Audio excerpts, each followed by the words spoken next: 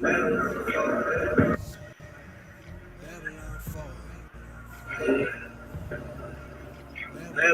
fall.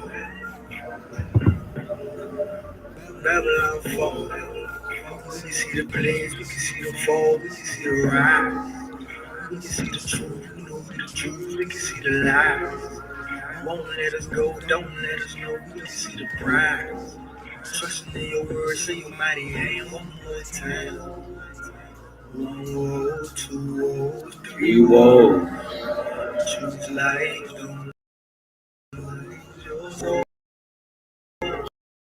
Choose life, don't lose your soul. Choose your soul. 1 woe, 2 woes, never you up. Your faith, don't let you go.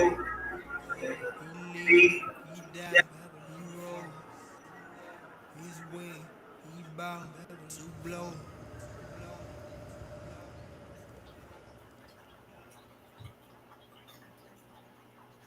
We've seen these seals open in rapid fire, and this judgment upon the earth. The sea or the trees until we have Inviting a few people in. This is Hezekiah. Amen. As I look at the world, watching these prophecies getting real. We seeing pestilence, we seeing wars, he opened the seal. Come back to the covenant, we made a covenant, we made a deal. With a deal. We made a deal out of service seals. As I look at the world, watching these prophecies getting real. We seeing pestilence, we seeing wars, he opened the seal. Come back to the covenant, we made a covenant, we made a deal. We made a deal out of service seals. Wars and pestilence. I got faith, I believe, I got evidence. Convinced, more convinced than we ever been. Get on our ark and do not let the devil in. He opened our eyes, we see the end. We trust in the prophets that CBN. We walking on living water. Do not get afraid like Peter, you see the wind. Destruction gonna come from the north. Yes, The from furnace the is north. looking for oil. The tares is growing through wheat. Messiah gonna come, we gonna see who get tore. Go get the frankincense, go get the myrrh. But he take a piece away right from the earth. Hold back your wings, seal them first. Are you serving? Give out the glory. Yeah. We give you praise. Y'all the story. The ancient of days. Give out the glory. We give you praise. Y'all the story. The ancient of days. Yeah. As I look at the world, watching these prophecies getting real. We seeing pestilence, we seeing wars, he opened the seal. Come back to the covenant, we made a covenant, we made a deal. We made a deal out of service seals. As I look at the world, watching these prophecies getting real. We seeing pestilence, we seeing wars, he opened the seal. Come back to the covenant, we made a covenant, we made a deal. We made a deal out of service seals.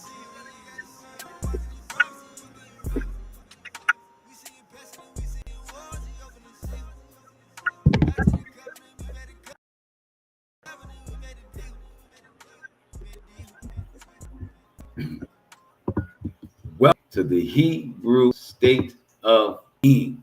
I am your humble servant and host for this day. I am Kayel. In the building, I got my rib, my butter pecan, my Miss Artist 28, Art by Sharonda is in the building.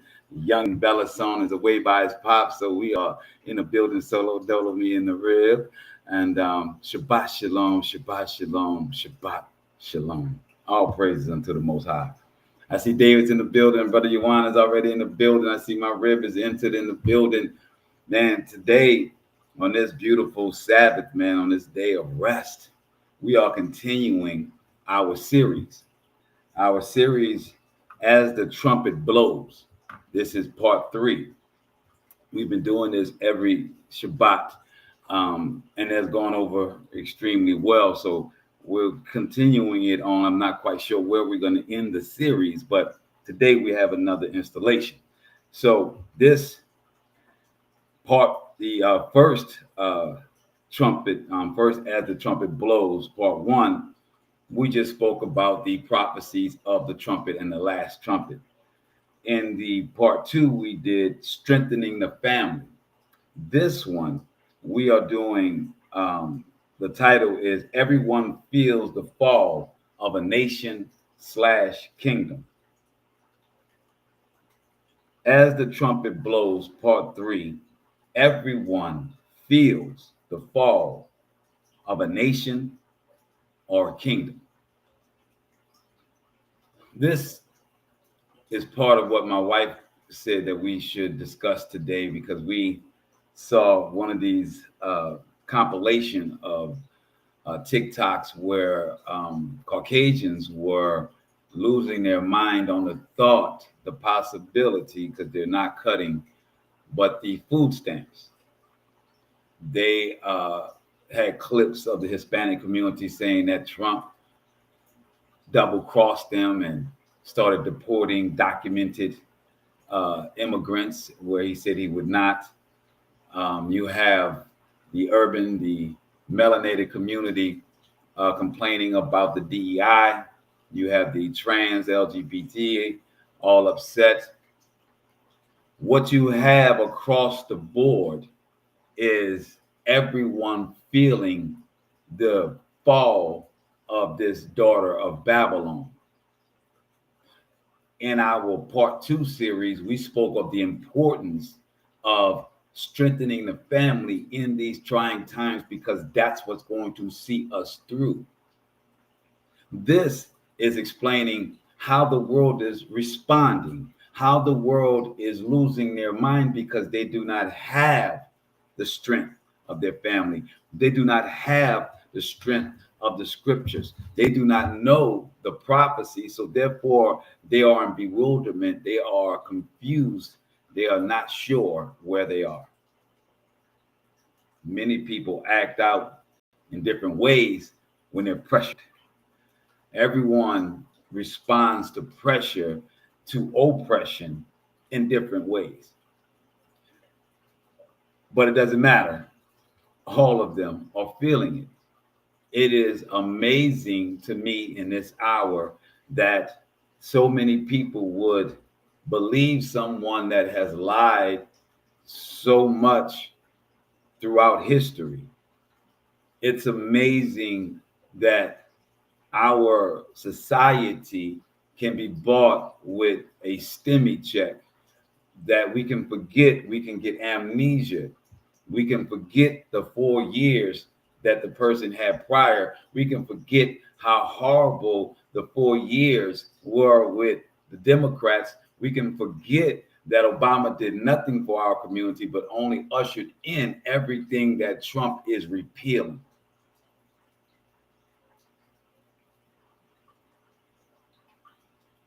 So you're thinking Biden, but Trump is actually repealing everything that Obama put in that wasn't truly for us. That was for the ruling LGBT community that is in fear and uproar in this hour. Like I told you on part 1, there's going to be things that I'm going to like that he does, but that doesn't mean that I believe that he is anything but a fulfillment of the prophecy. And that prophecy is the fall of this nation, which is known in scripture as the daughter of Babylon. Why is this nation considered the daughter of Babylon? Because historically, not just in scripture, but in history, Babylon was one of the greatest cities ever. And all the world funneled to Babylon. They traded with Babylon. Babylon set laws for the entire known world. That's what America does now.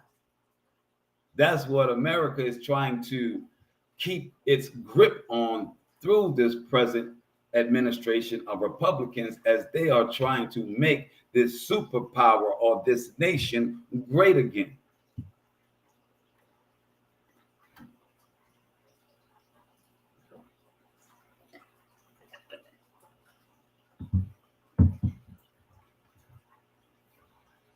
This nation,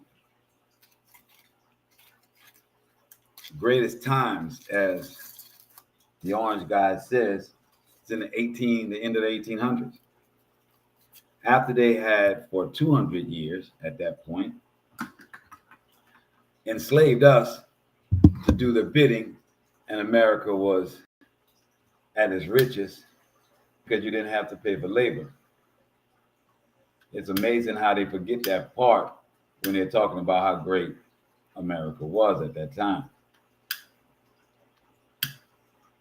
But nevertheless, as America was great,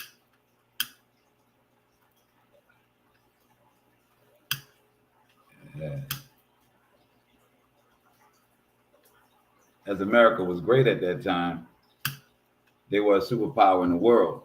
They'd gone to war, and everybody had to bow down.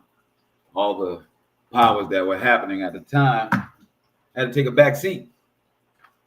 And we've been ruling ever since World War I, right? So America, off of war and slavery, was at its greatest. We know that war is always on the table, and we know that slavery is just some laws away if they want to try that. But they can't, because United States, its orange guy has decided to participate in the prophecies and go for global daughter of Babylon status. And how does he do that? By claiming Gaza. By claiming the Gaza Strip, now you have made every Muslim in this nation of United States an enemy to United States. I mean, I don't know how we're not getting that 1-2 punch, how we're not understanding how that process works. So when we're thinking that us as these, black people, you know what I mean? I see my thing want to fire up now. So as everyone is so concerned about slavery, we must understand that in the times of slavery, there was no Muslim or Asian influence on the magnitude that it is today. The amount of enemies that United States can make inborn in its own nation due to its outside policies is quite different. I see Jawar in the building. Oh, Chawa, brother, I see you in the building. The problem with America thinking it can be great as the 1800s when it had slavery and war is that they didn't have homebred enemies. The Civil War was amongst economics. It wasn't about a global initiative. It had nothing to do with global politics. Everyone is going to feel the fall of this nation, of this kingdom. The question is, are you prepared for it? What are you prepared to do? As they say in the Untouchables. What are you prepared to do? We are going to read some scriptures today that's going to explain how people are acting in this end times. We're going to speak of this daughter of Babylon. We're going to outline the daughter of Babylon. We're going to outline how this is what present day is falling into these prophecies. We're going to show how the Most High gives covering, grace, and mercy to the ones that follow him in the midst of the valley. See, because you're here to understand how to not panic. You're here so you don't have any fear. You're here to not have any questions. You're here to not be full of anxieties. You're here to understand the grace and mercy of the Most High. And through these scriptures and him outlining this daughter of Babylon lets you know where you are, so you don't have to wonder where you are in scripture. You don't have to wonder where you are in the Most High's timeline. You don't have to wonder where you are as all these new things are coming at you so quickly. As customary, though, we must, before we read the scriptures, we must blow the shofar as they did in the temple. I've already lit the frankincense and myrrh, so let's go ahead and blow the shofar we're going to stand to the east. And when we stand to the east, we're going to pray unto the Most High that the word that I have put together today is an answer to the question that you've been praying to the Most High about. Regardless of what my title is, no matter what scriptures I've got together, we pray that these scriptures is the answers that the Most High, that you've been waiting for the Most High to give them to you. And when you accept that these are these answers through his words, his scriptures, not my words, but his scriptures, that we pray that you level up right then and there when you resonate with these words, whether it be next year, next month, or right this moment, and you accept what you're hearing as the prophecies of present day and for you. So yeah, let's stand to the east and blow the shofar.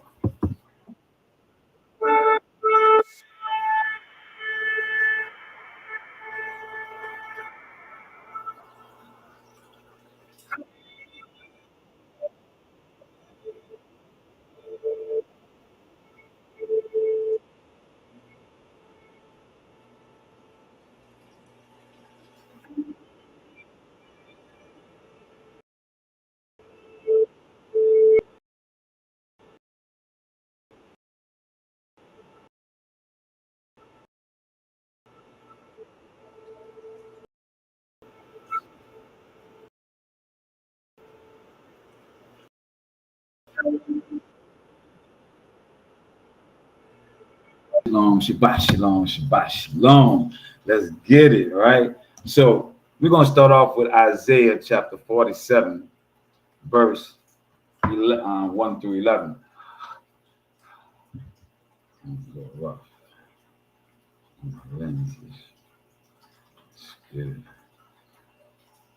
Isaiah 47, starting at verse 1, so that we can understand what is the daughter of Babylon, right?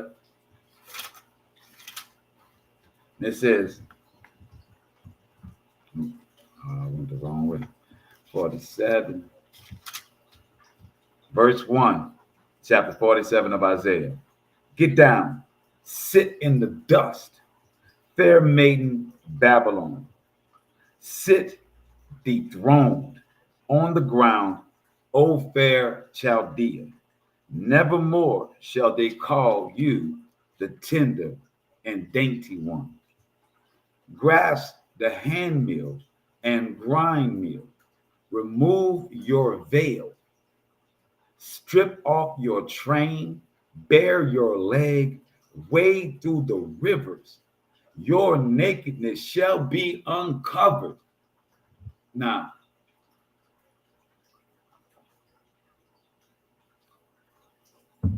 nakedness uncovered. The Most High goes to great lengths to express that she's no longer dainty, that the veil must be removed, this train of her undergarment, bare her legs, wade through the river, your nakedness shall be uncovered, because we believe, or many believe, that the Vatican or this Christianity is something other than the daughter of Babylon, the continuation of Babylon, no longer centered in a physical place of where Babylon was in Chaldea, which we all know. I see Teresi in the building. No longer is Babylon the great place that it was, because it's now present day Iraq. So present day Iraq is not it. They have moved it to Vatican, Italy. That is the true Babylon. Your nakedness shall be uncovered, since we don't know that they are following Babylonian laws, government, and heathenism. We think it's something else. It's called freedom. And it says, but the Most High says, your nakedness shall be uncovered, and your shame shall be exposed. I will take vengeance, and let no man intercede. Our Redeemer, the Most High of hosts, is his name. Host in scripture means army. When they say Lord, it means ruler. It does not mean Jesus. It does not mean anything else, because Lord was attributed to Baal. Lord was attributed to Nebuchadnezzar. Lord is a flesh title for a fleshly ruler. So it says they changed it to Lord in here, but in actuality, it should be ruler of the host is his name. Is the Holy One of Yasharallah. Sit silent, retire into darkness, O fair Chaldea. Nevermore shall they call you mistress of kingdoms. What is the terminology mistress of kingdoms mean? This is why they call it a whore, because she's married to many kingdoms, meaning her currency, her ways, her culture is amongst these other nations. So it says a mistress of kingdoms. Verse 6, I was angry at my people. I defiled my heritage. I put them to your hands. Now we are talking, the Most High is speaking of a prophecy where we all went into captivity in Babylon. Remember Daniel, which we're going to get to, was in this captivity. It says, I put them into your hands, but you showed them no mercy. Even upon the aged you made your yoke exceedingly heavy. That's what we say right now, right? That the yoke of our elderly, the working, to have to work in their late ages, to not have rest, to be in their 70s working, to have to be greeters at Walmart because their retirement was stolen, or they stopped this service, or they stopped that they've been paying these taxes into. So it says, even upon the aged, you made your yoke exceedingly heavy. You thought, I shall always be the mistress still. You did not take these things to heart. You gave no thought to the end of it. In this United States, we have a $33 trillion deficit. We have had a banking system crash multiple times. We've had to bail out industries in the richest nation in the world per capita.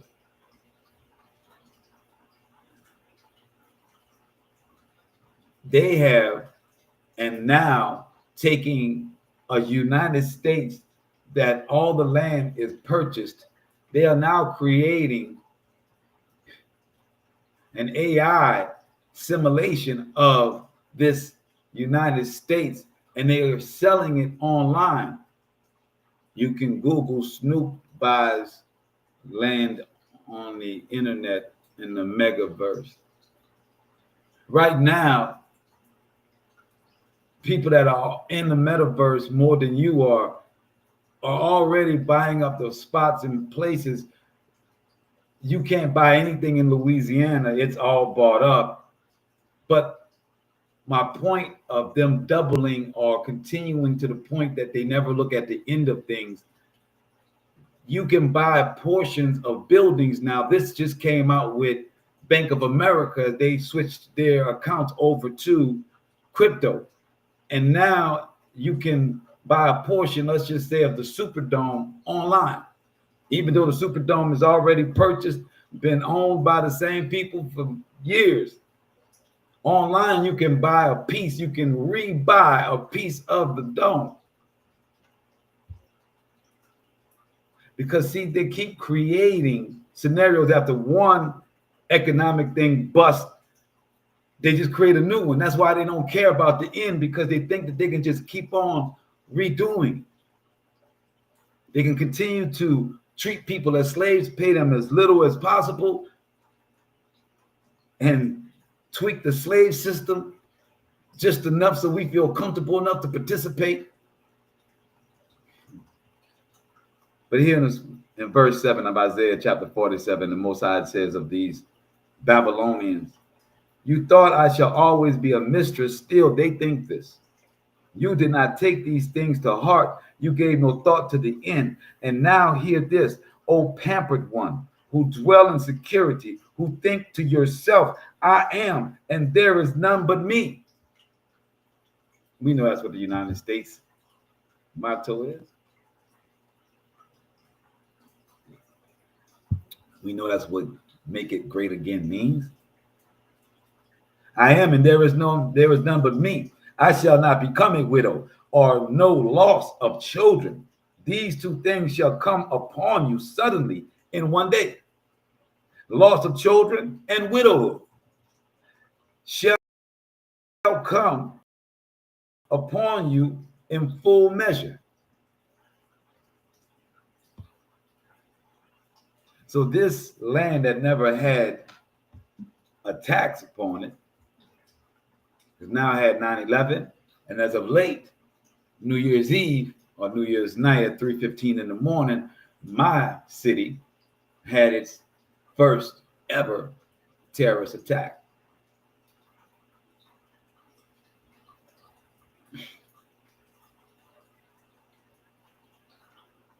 Loss of children, where they thought it's impossible here. We go over there and we kill. We go over there and we maim.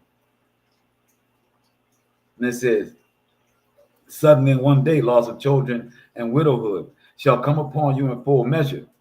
Despite your many enchantments and all your countless spells, you were secure in your wickedness. Your thought, no one can see me. It was your skill and your science that led you astray. And you thought to yourself, I am, and there is none but me. Evil has come upon you, which you will not know how to charm away. Disaster is falling upon you, which you will not be able to appease, coming upon you suddenly. As I said, this United States has always just figured out a way to reattach the noose, a new way to get the yoke on. It says you won't be able to appease the world anymore. It's going to come upon you suddenly because you think it would never happen. But watchmen, us that read the scripture, that see that the Most High says this is going to happen to the evil, to the ones that are of Babylon, the same people that are of today. It says, come upon you suddenly, is ruin of which you know nothing. Stand up with your spells and your money enchantments on which you labored since youth. Perhaps you'll be able to profit. Perhaps you will find strength. You are helpless despite all your art. Let them stand up and help you now. You scanners of heaven, the stargazers who announce month by month whatever will come upon you. See that you become like straw. Fire consumes them.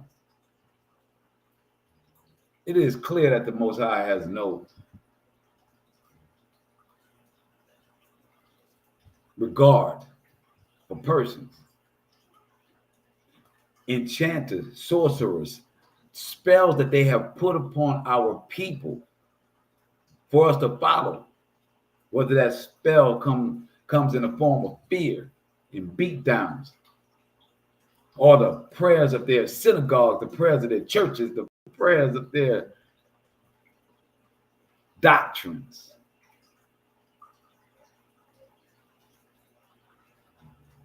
The Most High in Isaiah 47 outlines this daughter of Babylon, the ones that have continued, even though the land has been downtrodden, that now it is a new nation that has the same characteristics that are falling in the same manner.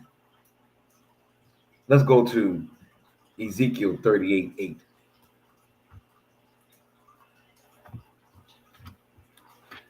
Seeing the prophecy of Gog and Magog, the Most High speaks of the people that are in the land now. As they say in 1948, they had the 7-day war, which fulfilled the prophecy in this book of them returning to the land. It's an absolute lie. It doesn't connect in any form or fashion. but reading from Ezekiel, a book that they have, and it reads in Ezekiel 8, after a long time you shall be summoned in the distant future. You shall march against the land of people restored from the sword, gathered from the midst of many people, gathered from the midst of many people against the mountains of Israel, which have long lain desolate. So here it's saying that it would be restored by the sword, which is their 7-day war. But they said that the people that return would not be the inhabitants that were there originally. This would be a gathering of people that came from somewhere else, the Turks and the Khazars that became one. They are the ones that are in the land. And it says, of Israel, which have long lain desolate, a people liberated from the nations and now are dwelling secure. So they were liberated from other nations. They ran from other nations, from Turkey, from Russia, from the steppes. They converted in AD. So when the Most High is in Ezekiel 38, and he's speaking about the prophecy of Gog and Magog, and Magog is the land of China and Russia together, and their God is God. That's why their churches are called synagogues, which means the center of God. Yes. No, there are easy connections that show you who people are and where they came from. They use it in their own language. Synagogues means the center of God. Gog is the land of Magog, is the land of China and Russia presently. And the Most High says in Ezekiel 38, he's having a prophecy against the land of Magog.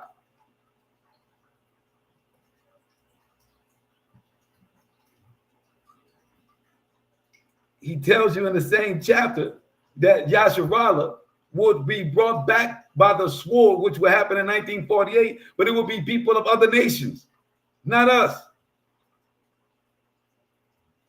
This all happened. But we're under a spell that believes that these people are the original people. They have been enchantments through the Babylonian system that has called them us.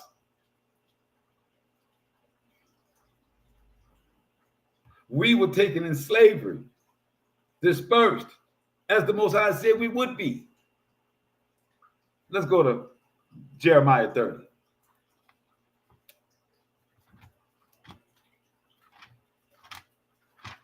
Jeremiah 30, verse 5.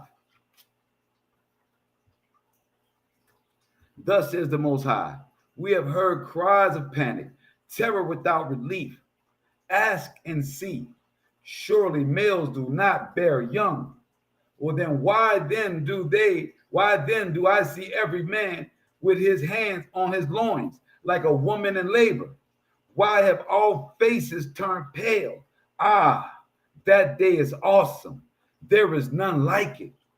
It is a time of trouble for Jacob, but he shall be delivered from it.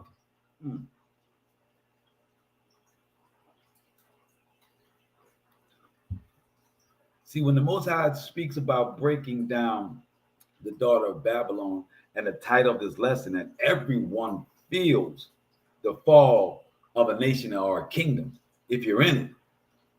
This, the Most High is saying, it's going to be such a great day when I tear down the daughter of Babylon, that men are going to be holding their loins like they're giving birth. And it says, but in that time, even though Jacob is going to be going through it, it's called Jacob's trouble. We're going to feel the fall of this nation, no matter how much we give praise unto the Most High, no matter how much we follow his Sabbaths and his feast days, no matter how much we do that, we are still going to feel the fall of this nation. But we aren't going to panic, because we know that the Most High is going to cover us. We may not know how. That's why the Most High knows you're his child, because you know he's going to do this, because he's done it before. He didn't tell you you needed him. You got on your knees and cried unto the Most High, and he made a way.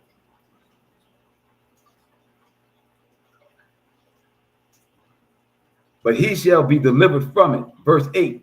In that day declares the Most High of hosts, I will break the yoke off of your neck, and I will rip off your bonds. Strangers shall no longer make slaves of them. Instead, they shall serve the Most High, their creator, and Dawid, the king whom I will raise up for them. They have you under a spell under Babylon, looking for Jesus. This is the spell.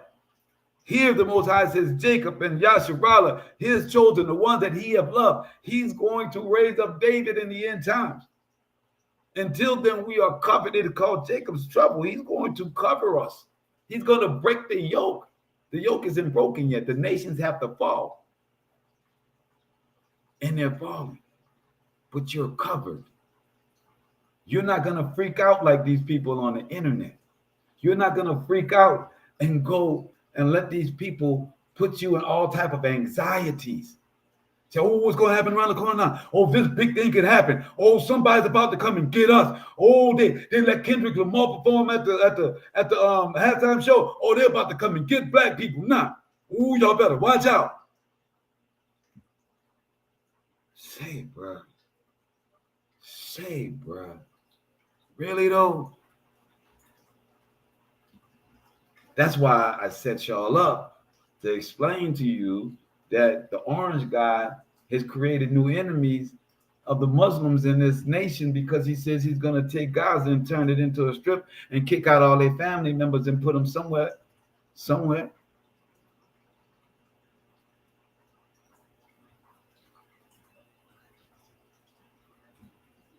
I'm trying to tell you, they got bigger concerns. The Most High says he's going to break the yoke. These nations are going to fight amongst each other. They're going to deplete each other. They're going to bankrupt each other. They're going to run out of enough rocks to throw at each other. And the Most High is going to let them implode and kill each other.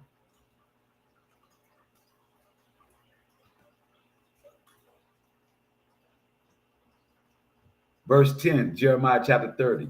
But you have no fear, my servant Jacob, declares the Most High. Be not dismayed, O Yasharallah. I will deliver you from far away. So before David comes, before the Most High shows back up, he's going to deliver us. We don't have to wait for the Most High to come or for David to be risen, for the Most High to save us in Jacob's trouble. I want y'all to hear that clearly, because the lie and the spell is they telling you you've got to follow someone else and wait till they come for you to be free, to have salvation. There's a major contrast. So some major just opposite. It says, I will deliver you from far away, your folk from their land of captivity. So he's talking about wherever we are in captivity. And Jacob shall again have calm and quiet, with none to trouble him. For I am with you to deliver you, declares the Most High. I will make an end of all the nations among which I have dispersed you, but I will not make an end of you.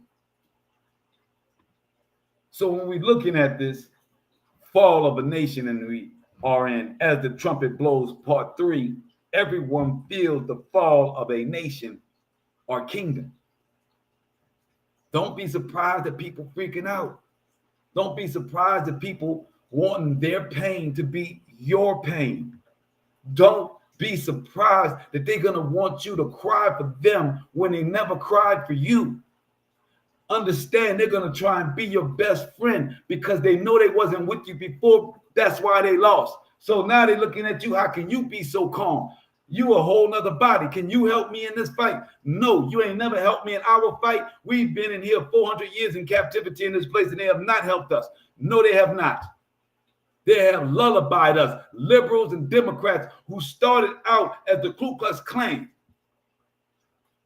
Martin Luther King said the liberals were worse than any of them because they were the ones that were the intermediate that never got anything done, just gave us a little crumbs at the table just to appease us, but holding the money and the bread the whole time because we're in captivity. That's why the Most High continually speaks in the Old Testament, in his book, in his words from his prophets about us being in captivity. Because if you look around, you should feel it. I don't care how easy it is on this Saturday. I don't care if you can wake up tomorrow and put on Lionel Richie and say easy like a Sunday morning and think that everything is all good in your little vehicle that you washed up. Just because you think you got that freedom. You paid for that vehicle 3 times its value. You may be free, but you're a sucker. You triple paying for the mortgage that you have 30 years to pay off a house. Come on, man.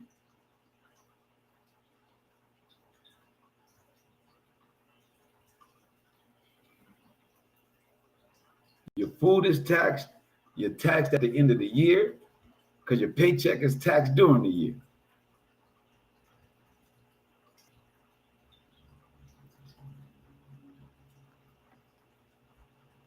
We got a lot to get to. You should be clear that you're in a Babylonian system and that you're in captivity. You should be clear that this daughter of Babylon has been prophesied to fall. Let's go to Zechariah chapter 14, verse 1 and 2.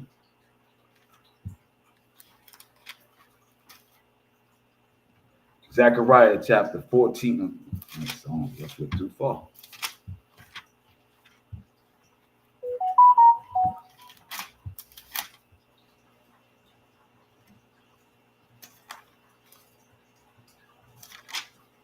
I ain't think I flipped that far here. Goodness gracious.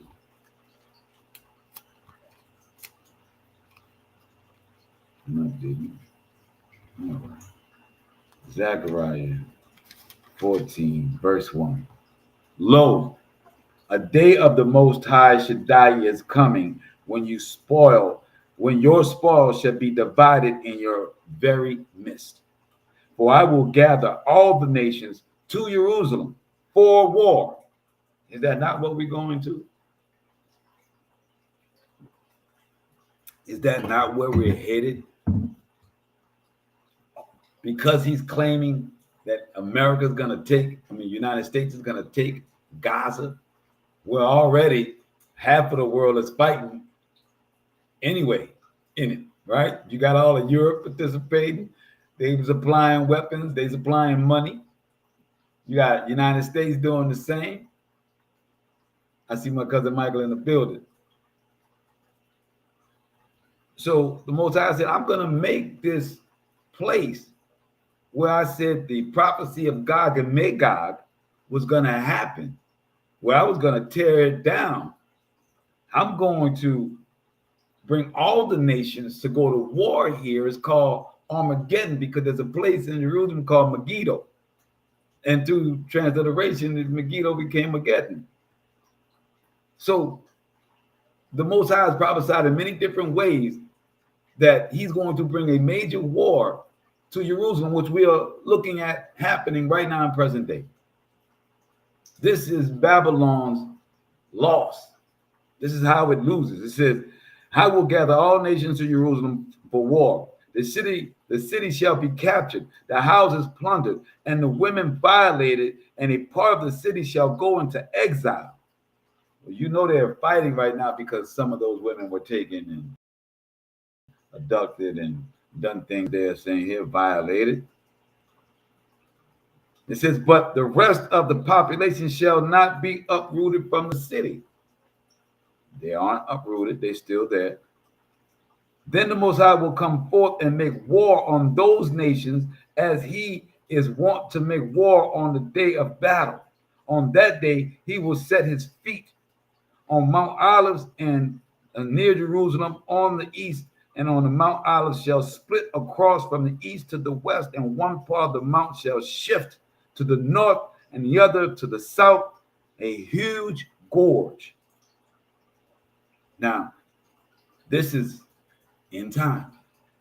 Does this mean that the Most High is going to come in the, like it was written as we just read through the Jeremiah?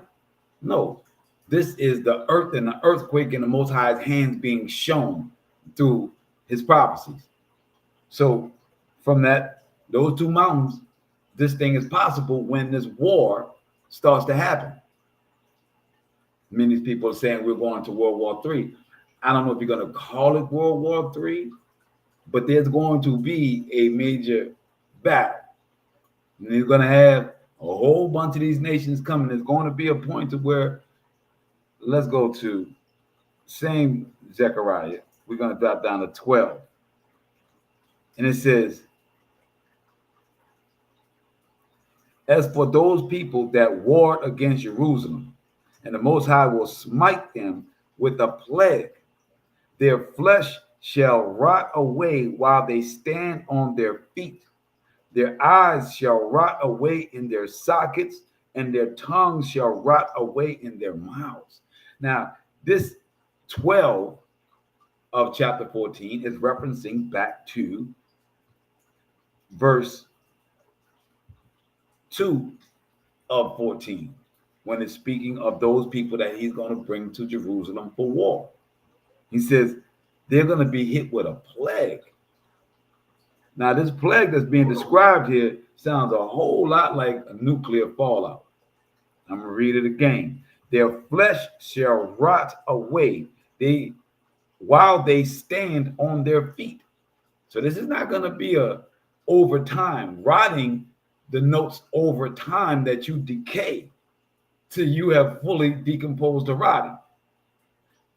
This is saying this is going to happen while they're standing on their feet. Their eyes shall rot away in their sockets, and their tongues shall rot away in their mouths.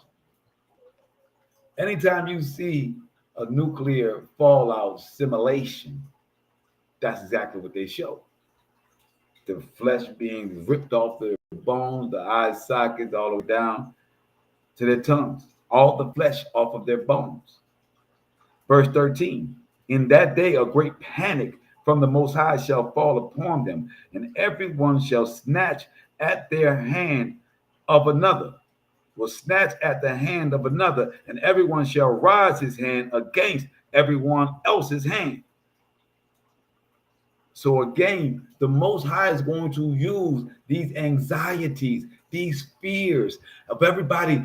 It's about to happen. We need to do something. We need to break somebody. We need to cut something. We need to go to war. The Most High says he's going to use that very thing to make them implode and kill each other, because they are the ones that want to go to war. So he's going to bring that to them. We are supposed to be going back into our covenant and learning the ways of the Most High, so that we are covered, so that he knows that we are Yaakov. He knows us by his full commandment of the Sabbath. That's why we're here today. That's why I'm inviting y'all in. Please continue to follow this Sabbath. It's the fourth commandment. It's the one they like to glaze over,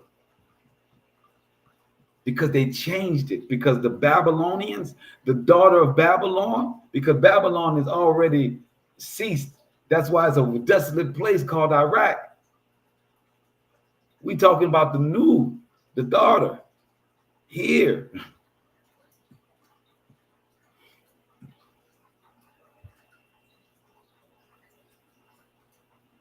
This daughter of Babylon has put us under spells, enchantments, so that we don't believe what we actually see. We don't believe the report of the prophets. We don't believe the report of the watchmen that are regurgitating, giving you the word of the prophets that was from the Most High. Even though you can see it, even though you can put words that was written 2,000, 3,000 years ago to what's happening right now.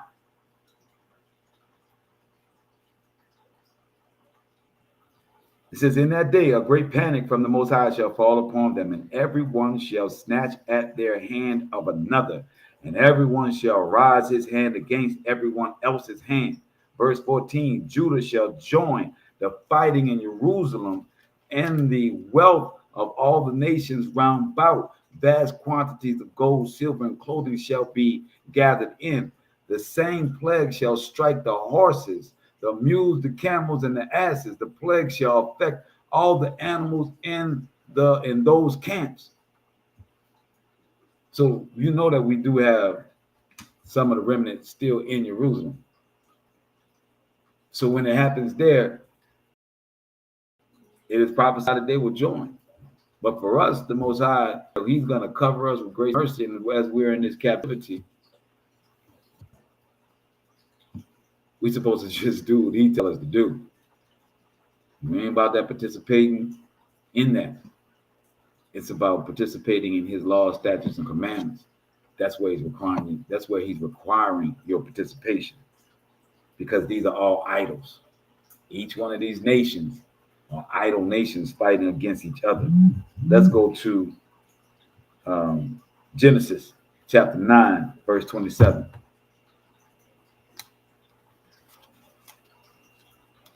Chapter 9, Genesis chapter 9, verse 7. And it reads, be fertile then and increase, abound on the earth and increase on it.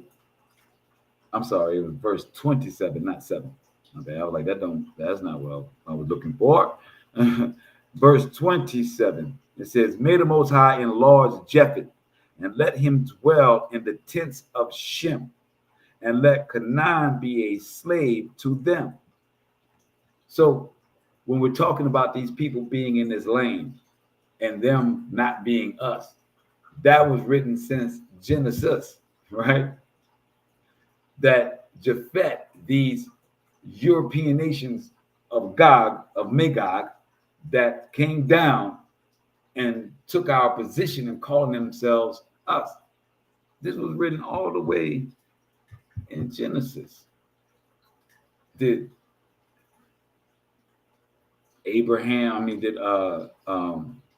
Moses have to say Japheth would become known as Jewish, and their ish is why they're in the land? Or can you put two and two together? Does Moses have to say that, even though it's historically documented that they converted in the 600 AD, that this would be the people that's now in your land, claiming to be you, the Shemitic people, and then saying that they are people that protect the Shemites. They're against Semitic defamation. They are the Anti-Semitic Defamation League, right? That's the ADL. But when Elon Musk stood on stage and did the Hitler sign, which Hitler was dedicated to killing their Khazarian Israels, they said that's not what it was. Because they're punks. They're real sissy-like. They are really cowards. They're very much cowards. And you can see that in their actions. But if you are in frantic and scared and you're believing all of the hype that they're giving you, you may not see cops in front of you. You may not see people that have no spines in front of you. You won't take their words. You will read for yourself and know what the Most High has said unto you, so you can see clearly. They don't have to tell you anything. You already know it. Let's go to Jeremiah 51.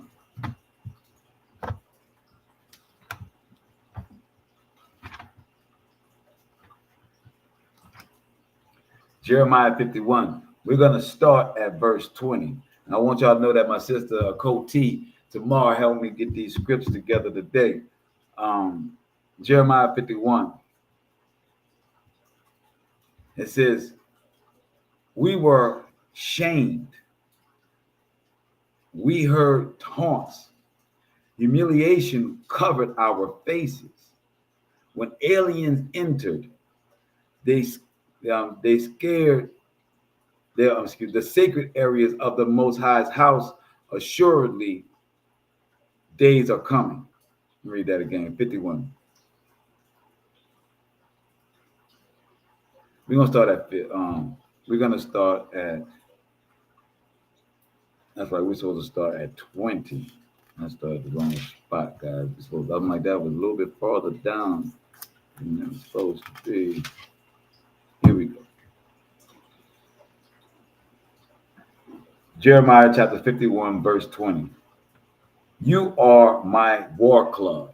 This is the Most High speaking to Yaakov and to Yasharallah, the 12 tribes. You are my war club, my weapons of battle.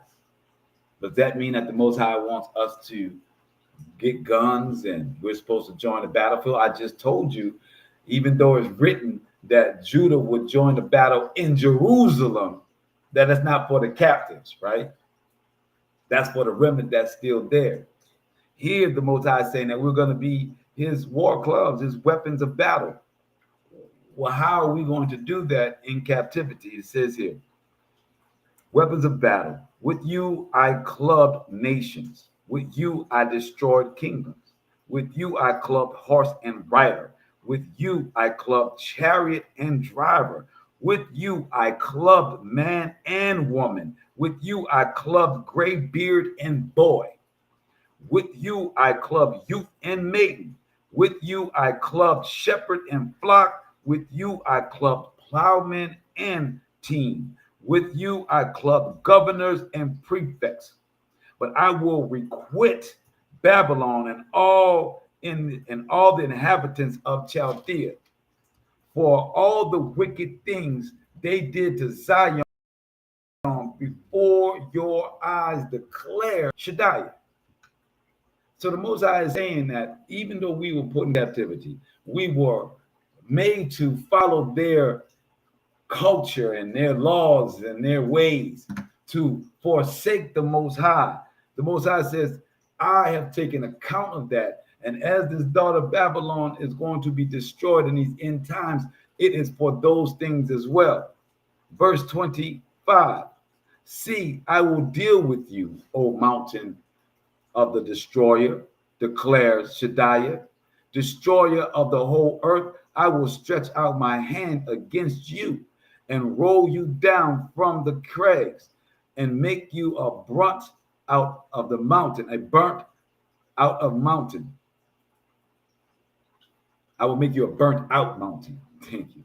They shall never take from you a cornerstone or foundation stone. You shall be a desolation for all time, declares the Most High. Raise a standard on earth. Sound a horn among the nations. Appoint nations against her. Assemble kingdoms against her. Arad, Mini, and Ashkenaz. That's the present ones calling themselves Jewish. Designate a marshal against her. Bring up horses like swarming locusts. Appoint nations for war against her. The kings of Media. This is Iraq and Iran. This is Media is really Iran. Her governors and all her prefects and all the lands they rule. Then the earth quakes and whistles, for the Most High's purpose is fulfilled against Babylon. Now, if you didn't or could not follow what is happening, how are we destroyers? How are we a club, a battle axe for war, when the Most High says that this daughter of Babylon, he's going to bring down, that nobody's going to continue to follow in your ways, that the Most High is going to make it a desolation for all time, as it wrote in 26. So then the Most High says, raise a standard on earth, sound a horn among the nations. That's our job. We are sounding the horn right now. We are saying the Most High's prophecies are here. They are being fulfilled. And it says, assemble kingdoms against her, Arad, Mini, and Ashkenaz, designated marshal against her. So as we see right now, the daughter of Babylon, United States, and all together. This is Ashkenaz all together. Out of that is your Arab countries. You can see that Saudi Arabia is still with United States, the daughter of Babylon. It says, but understand that as the orange guy came in and trying to snatch Gaza from the Ashkenaz, you're going to see that this is going to be a very contentious scenario. That this is not going to end the way that the orange guy just put it out his mouth. It's not going to manifest into it that manner. Hell no. Oh, no. You don't kill and lose as many lives as the Ashkenaz did and allow the daughter of Babylon to come and take your spoils. That ain't how it works, partner. I don't know if you know how the world works, but that ain't it. And the Muslims that lost all their lives ain't gonna just sit back and let that ride either. Verse 29. Then the earth quakes and wrestles, for the Most High's purpose is fulfilled against Babylon, to make the land of Babylon a waste without inhabitants. The warriors of Babylon stop fighting. They sit in the strongholds. Their might is dried up. They become women. Ooh. Has our army become women? Is that the DEI that the orange guy is trying to get rid of? Oops. Am I going too far? No, I'm not. It says here what Babylon would do, that they men would become women. That ain't allowed in the Muslim countries. They ain't even allowed in the Ashkenazi country. Well, no, I'm sorry. Forgive me. They are the capital. Tel Aviv is the capital of that. Forgive me. How could I make such a mistake? To think that they would be benevolent and righteous and they was following the Torah as it was, because they said they was us. But how could I be so silly to think that Baphomet worshipers in the synagogue would have a problem with men becoming women? Not at all. Not at all. And it says, her dwellings are set afire. Her bars are broken. Runner dashes to meet runner. Messenger to meet messenger. The report of the king of Babylon that his city is captured from end to end. The fords are captured. The swamp thickets are consumed in fire. And the fighting men are in panic. Child. 33, for thus says the Most High of hosts of the army of Yasharallah, fair Babylon is like a threshing floor ready to be trodden. In a little while her harvest time will come. Nebuchadnezzar, king of Babylon, devoured me and discomforted me. He swallowed me like a dragon. He filled his belly with dainties and set me down like an empty dish. Then he rinsed me out. Let the violence done me and my kindred be upon Babylon. See the inhabitants of Zion, says the inhabitants of Zion, and let my blood be upon the inhabitants of Chaldea, says Jerusalem. Assuredly, thus says Shadiah, I am going to uphold your cause. So the Most High says, I'm going to take care of that. What Babylon did to you, and even though I've stricken Babylon and made it a desolate place, and now it has sprouted up and become fair Babylon, daughter of Babylon, I'm going to assuredly take this up for you. 36, it says, assuredly, thus says Shadiah, I am going to uphold your cause and take vengeance for you. I will dry up her sea and make her fountains run dry. Babylon shall become rubble, a den of jackals, an object of horror and hissing, without inhabitants, like lions. They roar together. They growl like lion clubs. When they are heated, I will set out their drink and get them drunk, and they may become hilarious. And then sleep, an endless sleep, never to wake, declares Shadiah.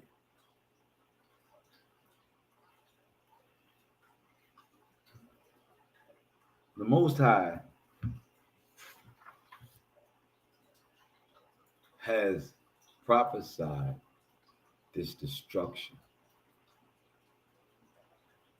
How can we believe that the mass destruction across many nations, across many waters, that we would not feel this in this hour? That we would not feel the fall of the things that we have come accustomed to liking, to the comforts of this world. All I can tell you is that if there's a certain comfort that's not against the Most High's will, let's just say there's a certain soap you like or a certain lotion you like, I suggest you stock up on it. Your lines of being able to get it may get hampered in the process of this fall.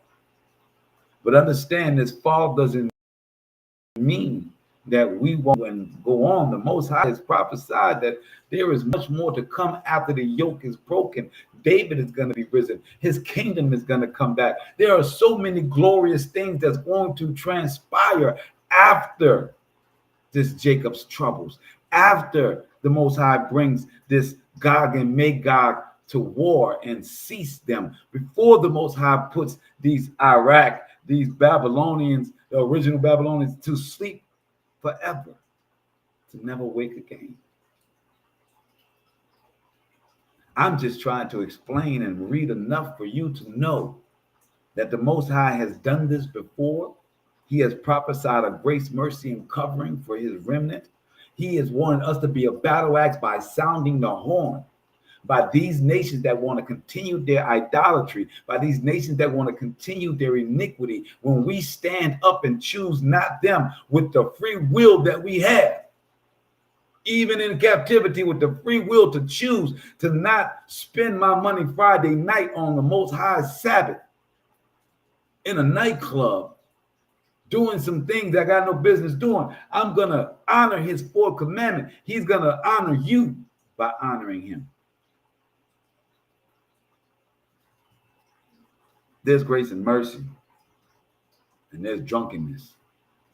Drunkenness is to believe that you ain't ever got to believe none of this. That this is all man made. This is all man written, not divinely given. And the man was used as a tool. Hey, if you don't see following righteousness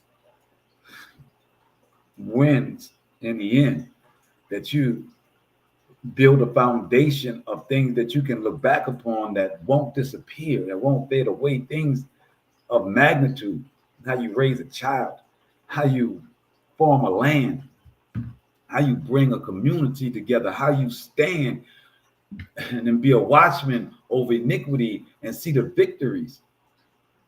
The Most High never said there would not be trial and tribulation. Since Adam and Eve, the Most High said that we would have to toil the land to get its benefits because of the transgressions of Adam and Eve, of Adonai, and I don't want to pronounce it right. It's Ewa. It was Eve's name was EWE, not EBE.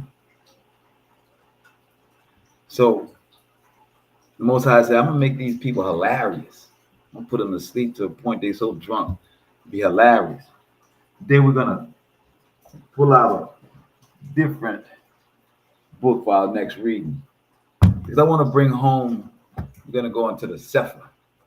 I want to bring home this Bell and the Dragon story, right? This Bell Dragon. Where's that?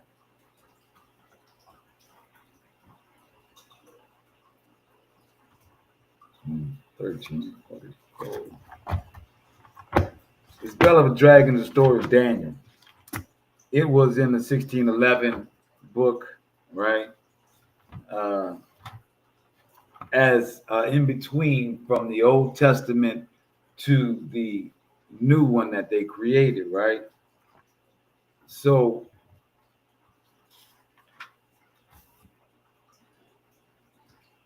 Esther and Bell and the Dragon was stories of, I see young Mike in the building. Shabbat Shalom, my brother, Shabbat Shalom.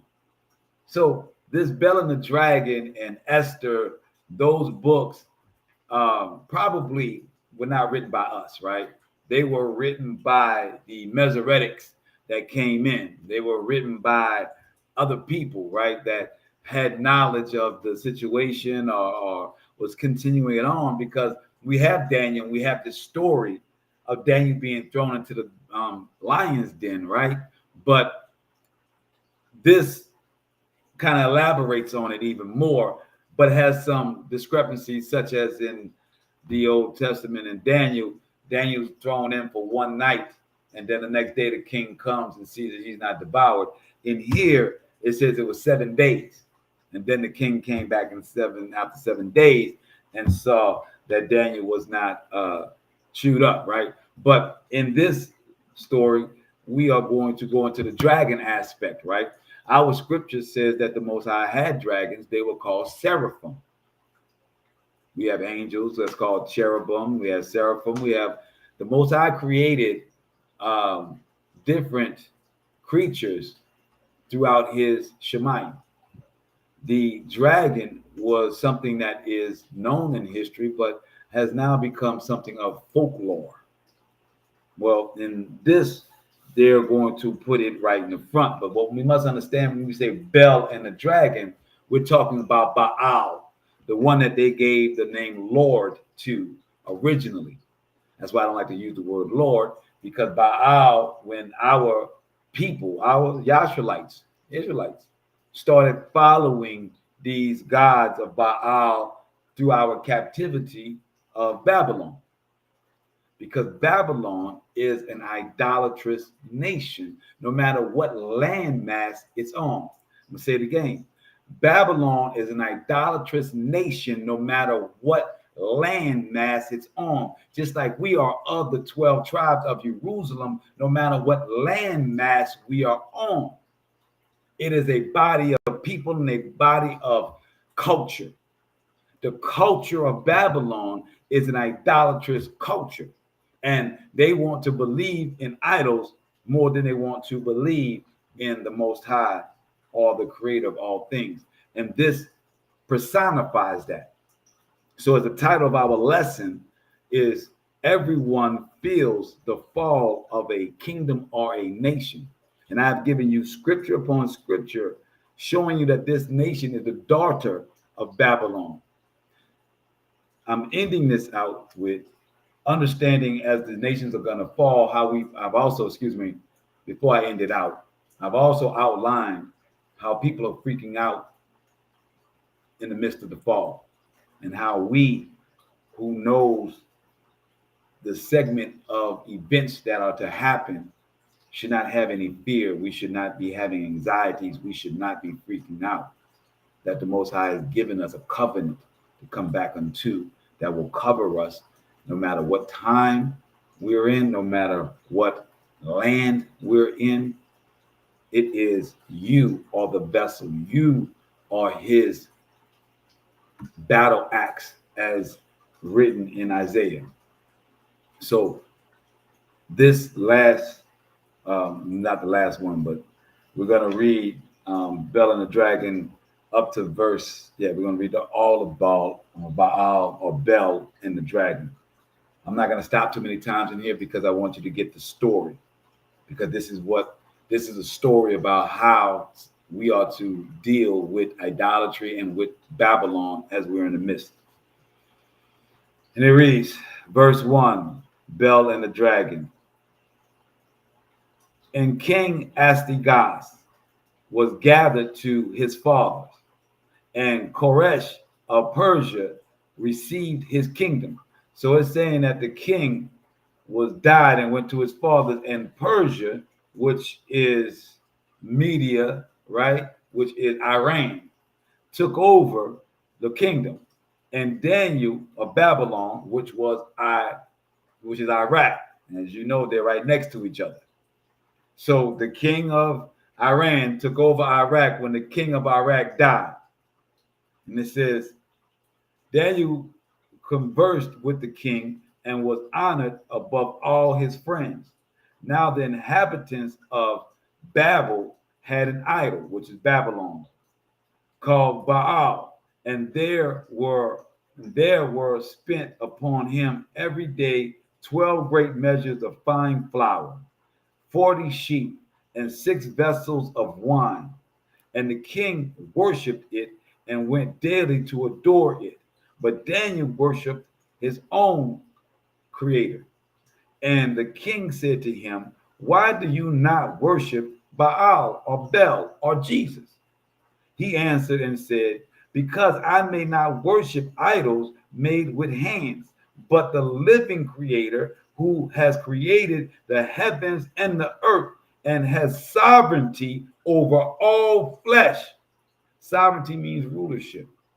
So Daniel is telling this king of Iran, of Persia and Media, that he does not worship any of these gods because he worships the creator of all things. And that the creator that he worships is even over him, the king. Verse 6, then said the king unto him, do you not think that Baal is a living Elohim? Do you not see how much he eats and drinks every day? Then Daniel smiled and said, O king, be not deceived, for this is but clay within and brass without, and did never eat or drink anything. So the king was wroth and called for his priest and said unto them, if ye tell me not who this is that devours these expenses, ye shall die. But if ye can certify me that Baal, Jesus, devours them, then Daniel shall die. For he has spoken blasphemy against Baal, Jesus. And Daniel said unto the king, let it be according to your word. So Daniel said, I take the bet, my life, to prove that this entity ain't real. How many of y'all are willing to do that? I'm doing it right now. How many are you to risk your life? Because many that believe there's a creator believe that Jesus is that. And if I'm saying I'm against Jesus and I'm for the creator, that I am jeopardizing my life if Jesus in fact can give salvation, right? Then I have put myself, just as Daniel has said, I will not follow that. I will not take that. I put my life on it. Yeah. Let's do this, king. So Daniel said unto the king, let it be according to your word. Verse 10, now the priests of Baal, Jesus, were 70, besides their women and children, and the king went with Daniel into the temple of Baal. So that means there was 70, which should be 30, and 10, that should be 40. So the priests were about 40 priests, right? That was eating all this with their children and their wives. And it says, verse 11, so Baal priest said, lo, we go out, but you, O king, the meat and make ready the wine and shut the door fast and seal it with your own signet. So now the priest is setting the king up. So the priest said, look here, king, put all the food or everything. We're going to show you that Baal, Jesus is eating this. Put it all in the room and then close the door and put your signet on it.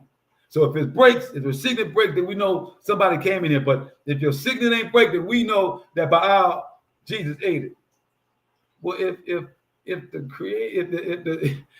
their God is physically eating some physical food, why can't you see it? Why it got to be closed up? All right, anyway, verse 12. And tomorrow, when you come in, if you find not that Baal of Jesus has eaten up all, we will suffer death, or else Daniel that speaks falsely against us. And they with little regard, and they little regarded it. For under the table, they had made a private entrance whereby they entered in continually and consumed those things. So when they were gone forth, the king set meats before Baal. Now Daniel had commanded his servants. Now see, when the Most High and the scripture says about being wise as a serpent, but innocent as a dove, this is what it's talking about. Daniel didn't pick this fight, so he's innocent as a dove. But now that he's in this fight, he's got to be wise as a serpent, conniving. He's got to say, well, how are these conniving ass dudes doing this? Well, how can I catch these conniving ass dudes? So Daniel says, so Daniel had commanded his servants to bring ashes. And those they strewed throughout all the temple in the presence of the king alone. Then went they out and shut the door and sealed it with the king's signet, so departed. So after they sealed up the pool with the priest, Daniel went back to the king and said, look at here. We need to go back over there. Let me put some ashes on the floor, break your signet and do a new signet after I put the ashes on the floor to prove that nobody walked. The king went with him and did it. Verse 15. Now when the night came, the priests with their women and their children, as they wont to do, and did eat and drank it up all. In the morning early, the king arose, and Daniel with him. And the king said, Daniel, are the seals whole? And Daniel said, yea, king, they be whole. And as soon as he opened the door, the king looked upon the tables and cried with a loud voice, great are you, Baal, great are you, Jesus, and with you is no deceit at all. Verse 19. Then Daniel laughed and held the king that he should not go in, and said, behold, now the pavement. So it said behind Daniel, like, all right, you saw the food, but remember we put the ashes. Take a look at that. He says, behold, now the pavement, and mark well those footsteps. Mark well whose footsteps are these. And the king said, I see the footsteps of men, women, and children. And then the king was angry, and he took the priests with their women and children, who showed him the private doors where they came in, and consumed such things, and were upon the table. Therefore the king slew them, and delivered Baal into Daniel's power, who destroyed him in his temple. So in this version of Daniel was not only killed the people, the priests, but he destroyed the temple. And in the same place, there was a great dragon. So if we know the god of Babylon, and Babylon was from the place of Babel, which Nebuchadnezzar named because they built a tower to go against the Most High. So we know these are people that consistently have fought against the Most High. So it should not be a stretch for us to understand that they will create their own gods, even to deceive their own king. Nebuchadnezzar was with the shits. Nebuchadnezzar was with the false gods. That's why he was struck down. Nebuchadnezzar was a narcissist. That's why he was struck down for 7 years. But these people, his underlings, all continue. Remember, Belshazzar, his son, Nebuchadnezzar's son, took the vessels, the gold vessels, the manure, all of that out of our temple and used it for a dinner party, and then got killed. That was the writing on the wall story. So we know these people of Iraq and Iran of that day constantly hated the Most High. The concept, the culture was anything but the Most High. So here, the king of Iran, which they call in Media Persia, gave the Babylonian god in Iraq temple to be destroyed to Daniel. Then they said in the same place in Iraq, not Iran, not Persian media, but in Iraq, present day Iraq, which is Babylon, that they had a dragon there. I know a lot of y'all don't believe they had dragons for real, but let me tell you, they had dragons. This ain't the only place in history that they have dragons, or have reports of dragons, or have artifacts of dragons. So it says, and in the same place, there was a great dragon which they of Babel worshiped. So not only did they worship Baal, they worship an animal. We know in our today's society that many people say that, this society loves dogs more than they love black people. I mean, we've all said this. We said that there's more things there's more things to protect a dog and a cat than there is to, take care of people of melanation in this nation.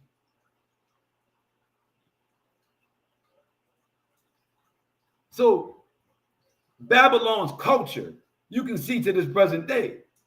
We got all kinds of gods. This is the place where you got religious freedom.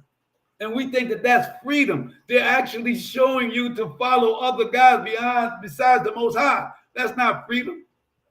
That's entrapment. That's like the police walking up to you saying, man, I got some of that good stuff, dog. Look here, partner. Let me tell you, I got some fire. You want some? I ain't even, look. Just give me a few dollars. You ain't got to pay me the full price. I like you, man. Here. Entrapment, man. You the police and you offering it to me and telling me it's my free. Come on, it's entrapment. It's the same thing they do with these guys here in this nation. There's only one creator that created the sun and the moon.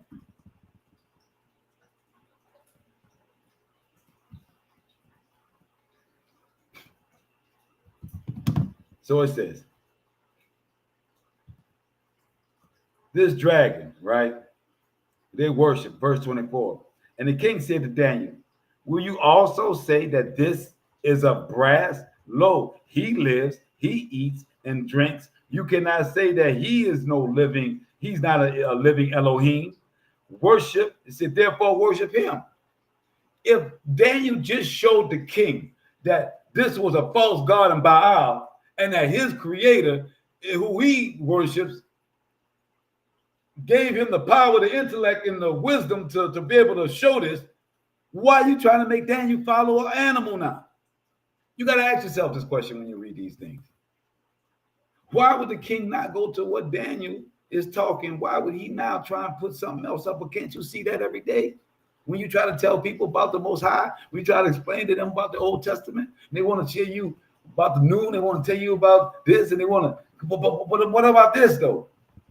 Man, but what about this? Verse 26. No, verse 25.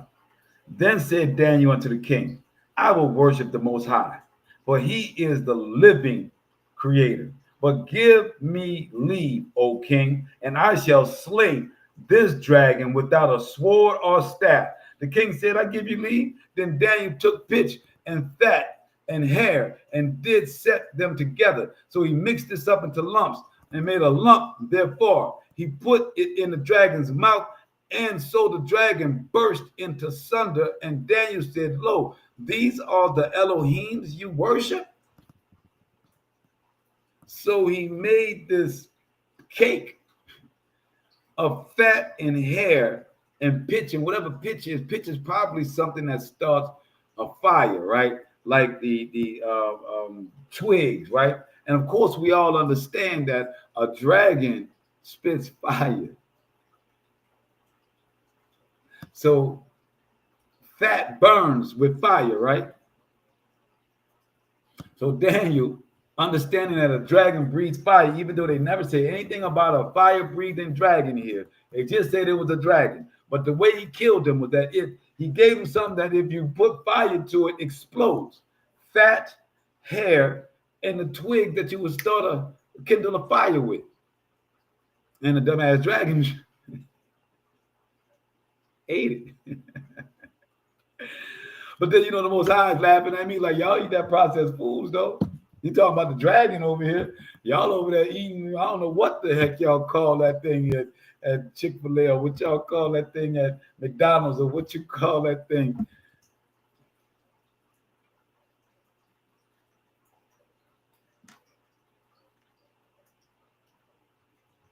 Daniel took pitch and fattened hair and did set them together and made lumps thereof. This he put in the dragon's mouth, and so the dragon burst in sunder. And Daniel said, Lo, these are the Elohim you worship. Then said, when they of Babel heard that, they took great indignation and conspired against the king, saying, the king is become a Yehudi. The king has become a Jew. What?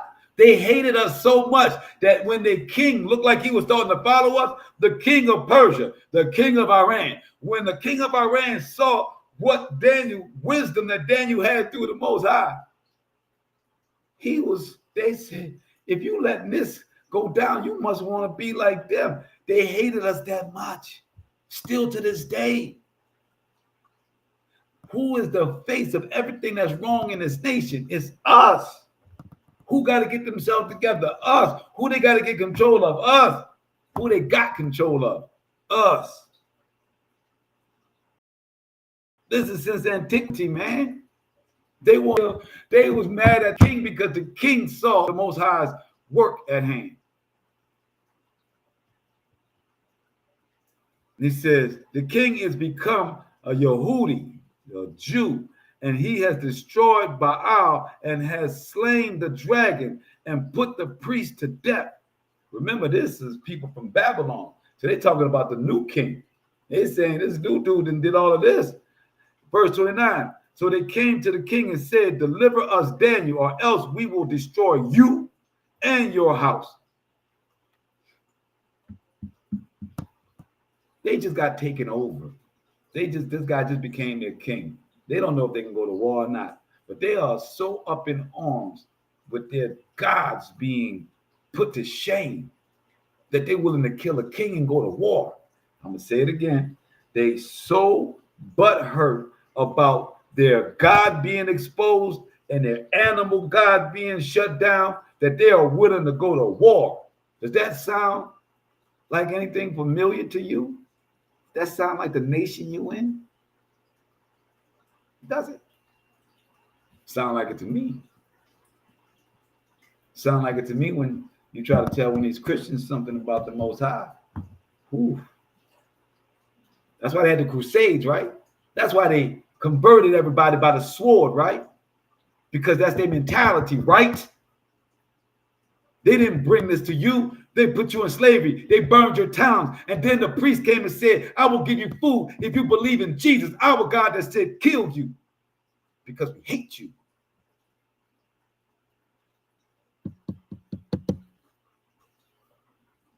It says, so they came to the king and said, deliver us, Daniel, or else we will destroy you and your house. Verse 30. Now then the king saw they pressed him sore. Being constrained, he delivered Daniel unto them, who cast him into the lion's den, where he was 6 days. And in the den there were 7 lions, and they had given them every day 2 carcasses and 2 sheep. So dead bodies is what they was feeding. So the animals had a taste for flesh already, which then were not given to them to the intent they might devour Daniel.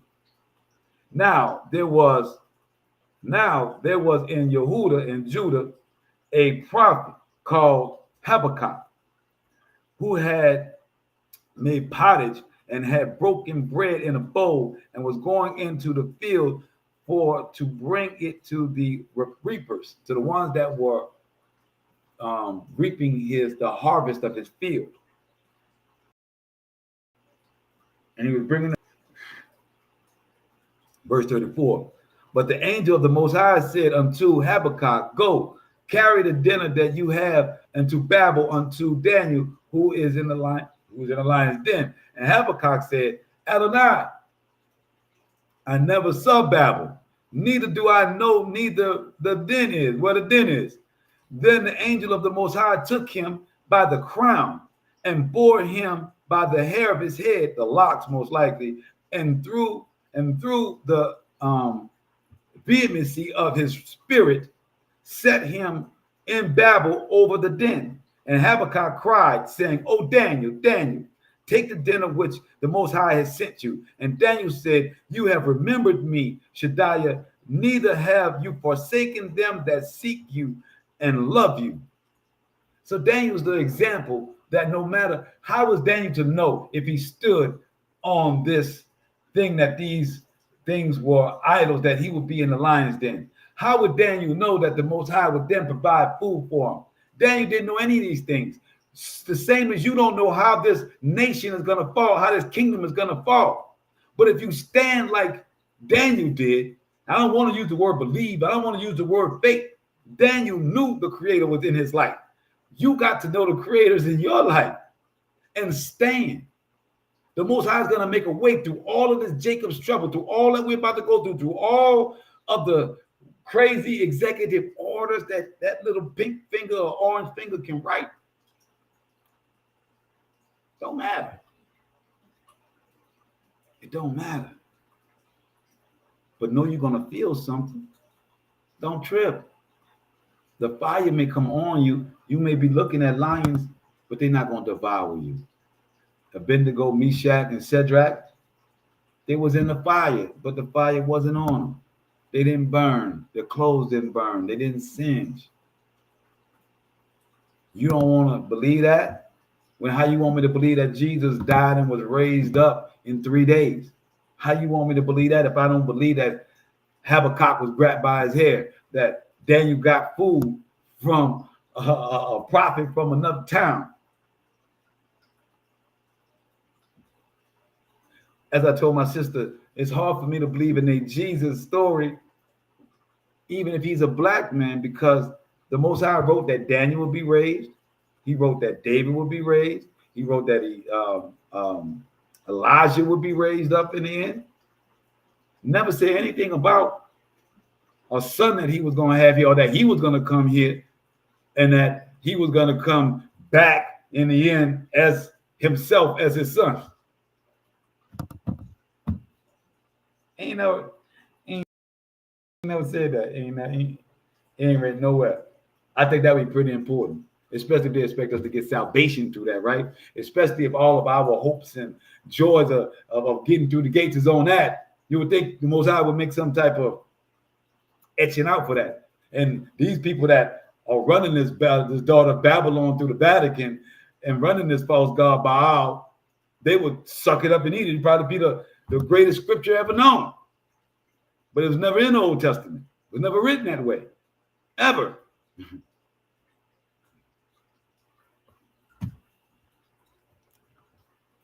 So Habakkuk drops the food in, verse 35.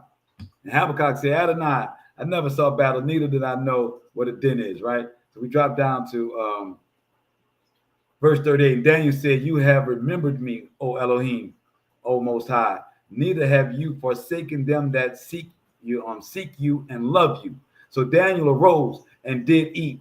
And the angel of the Most High set Habakkuk in his own place again immediately. So immediately meaning that they didn't travel through air, right? As it said, through the vehemency of the spirit of that angel, that Habakkuk was now over the prison, over the den. And then in a second, he was immediately back to his own place. Verse 40, upon the 7th day, the king went to bewail Daniel. And when he came to the den, he looked in and beheld Daniel was sitting. Then cried the king with a loud voice, saying, "Great is the creator of Daniel, and there is none other besides you." So now the king is a Jew, for real now. He's a Yahudi for real. He says, verse 42, and he drew him out and cast those that were the cause of his destruction into the den, and they were devoured in a moment before his face. So the priest got killed. Shadrach, Meshach, and Abednego, yeah.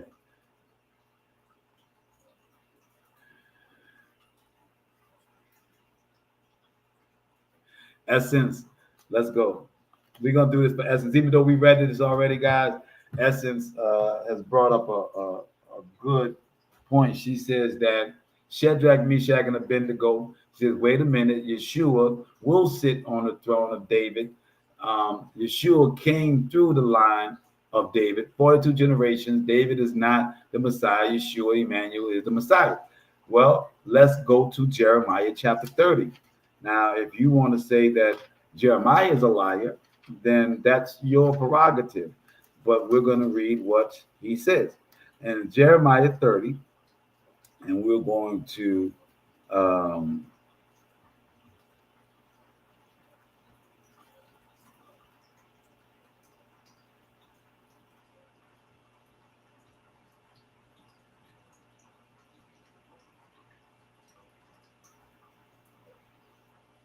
I'm on the wrong page. That's why. Okay, here we go. And it says Jeremiah chapter 30, verse 7. Ah, that day is awesome. There is none like it. It is the time of trouble of Jacob, Yaakov, which is the southern tribes. But he shall be delivered from it in that day, declares the Most High of the army. I will break the yoke from off your neck, and I will rip off your bonds. So the Most High is saying this captivity that we're in, essence, is what he's going to break from us. We are under an economic system that is keeping us enslaved by using their dollar and our value being devalued. So those bonds from the strangers, he's going to break. He says, strangers shall no longer make slaves of them. Instead, they shall serve the Most High. Doesn't say they will serve Jesus. It says they will serve the Most High Shaddai and David, the king whom I will raise up for them. So David can't be risen and have somebody else in his seat. You can't bring back Jesus and both of them sitting in the seat.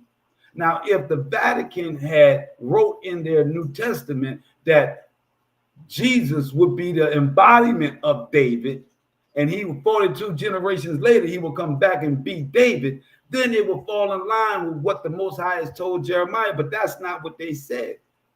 They created an entire new entity and said that he would sit on David's throne, and that's written nowhere. In fact, I will give you one more because we're going to get out of here. We're going to go to Malachi, right?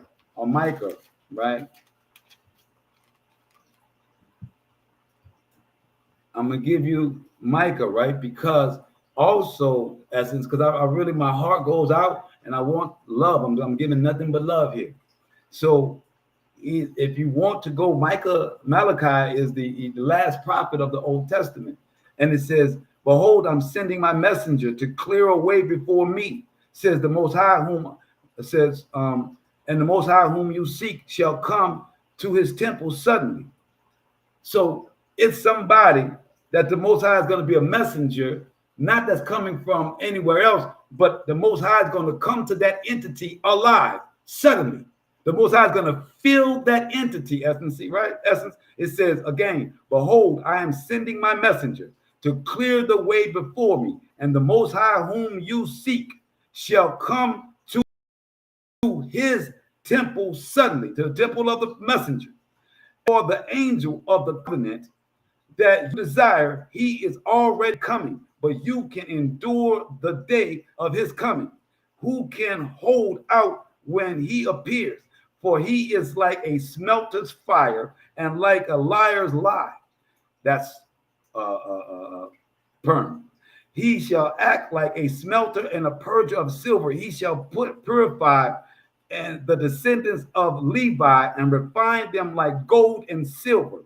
So this entity that's coming is not the Jesus entity, because the Jesus entity has no plans on dealing with the Levitical priesthood in any form or fashion. The Most High has said, I have never forsaken my tribes. And those that are going to be in rulership, I am starting with my tribe, with my battle axe, with my children, with my inheritance, right? He says, Levi, and refine them like gold and silver, so that they shall present offerings in righteousness. Then the offerings of Yehuda and Jerusalem shall be pleasing to the Most High, as in the days of yore and old, and in the years of old. But first, I will step forward to contend against you, and I will act as a relentless accuser of those who do not fear me. When you say Jesus is going to come back, and you're not talking about the Most High, when you are not saying that you are waiting for his salvation, you do not fear him. If you say that you fear him, then you should not be confused if Jesus is God or is the Most High, or the Most High is Jesus. You should have a clarity that one is not the other, because the Most High clearly states here, he's sending messengers constantly. He says the day that he comes, the path will have already been laid.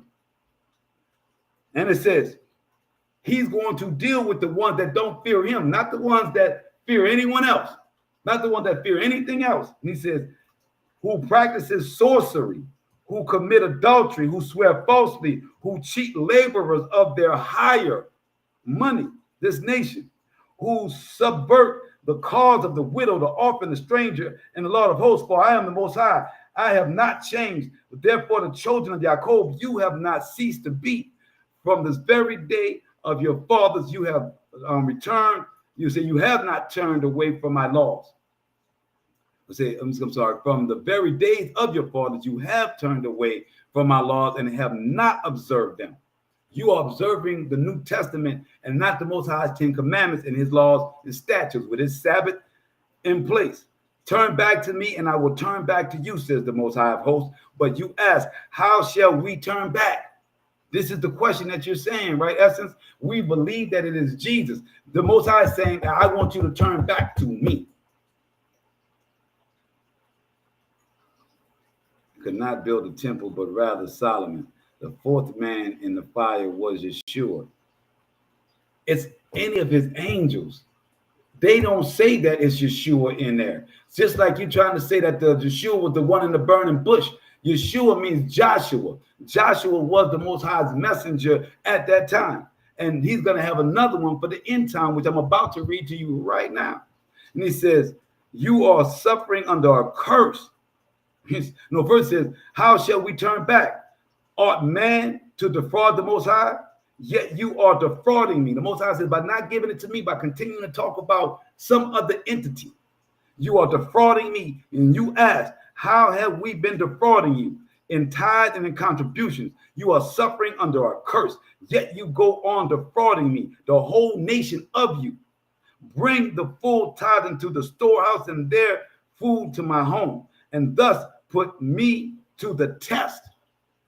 You, Steve, everyone keeps talking about Allah, Muhammad, or Jesus, or they're talking about Baal, or they're talking about Moloch, or they're talking about all of these other entities and names other than the Most High. The Most High has never said he had a son. In the Old Testament, never said it. It is only from the people that put us in captivity. You can't find it nowhere in the Old Testament. And it says here, the Most High says, you're under a curse. And it says, I will surely open the floodgates of the sky. Hold on.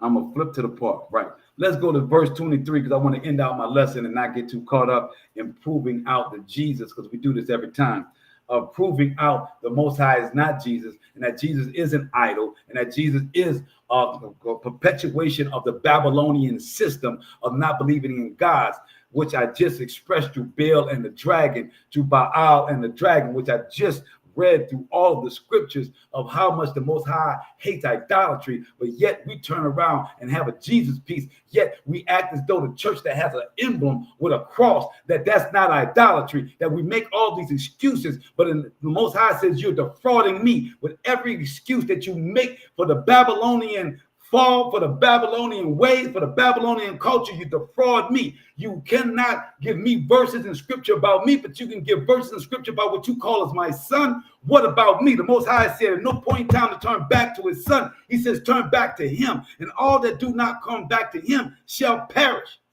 That's why I'm here. as a watchman to clearly let you guys know, I don't care if it's Tom, Dick, and Harry. I don't care if it's Big Mama. I don't care if it appears to you as an angel. The only thing you come back to is the covenant of the Most High, which is his 10 commandments, to follow his laws, statutes, and commandments, and give praise to no one else. That's the first commandment. Have no other gods but me. And for you to give praise to his son, for you to talk about his son, even if he had a son, the Most High said the first commandment, have other gods but me. What part is confusing about having a son, a cousin, a mother, a grandfather that has, that you should not be defrauding your creator that tells you in the first commandment, thou shalt have no other gods?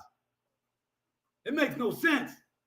It don't matter if he came off of the Most High's pinky toe. I don't care if the Most High cut his pinky toe and threw it down from the heavens and y'all started praising it. It's not to be praised. Ain't no salvation through his son. It's a curse. It's a lie. It's a bamboozlement. The Most High tells you in verse 23, lo, I will send the prophet Elijah to you before the coming of the awesome, fearful day of the Most High. He says Elijah. He ain't never say Jesus. He ain't never say his son. He said Elijah. What you gonna do with that essence? What you gonna do with that? And you know why? He says, he tells you why he's gonna send Elijah. He tells you in verse 24, he says, he shall reconcile parents with children and children with their parents, so that I do not strike the whole land under destruction. That's the job of Elijah when he comes back. What his son gonna do? Not a damn thing, because he's a Babylonian god. The Most High has messengers. The Most High has Elijah. The Most High has Enoch. The Most High has Moshe. He needs not create a son.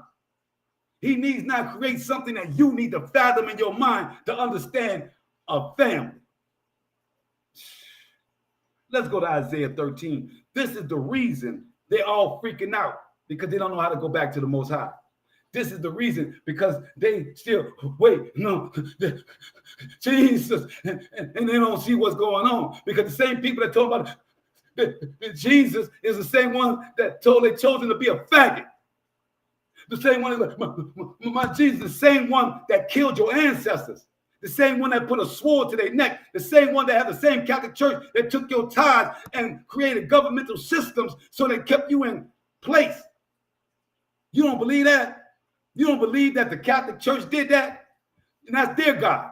And you're going to try and make their God good for you? Do you understand the Stockholm Syndrome that you're displaying? When you're trying to make right when history tells you what they did to you?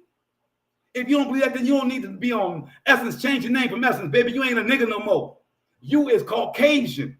Because if you if you believe that the people that killed your ancestors, if you believe the people that killed your ancestors, that their God is your God, then you might as well be with them. Stop getting on picket lines. Don't worry about Slavery Day. You might as well be with them on and say, hey, there's no such thing as what we need Black History Month for. Oh, we need anything about our people. There is no racism in America.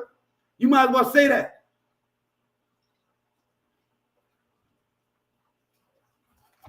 Isaiah 13, verse 6 through 8.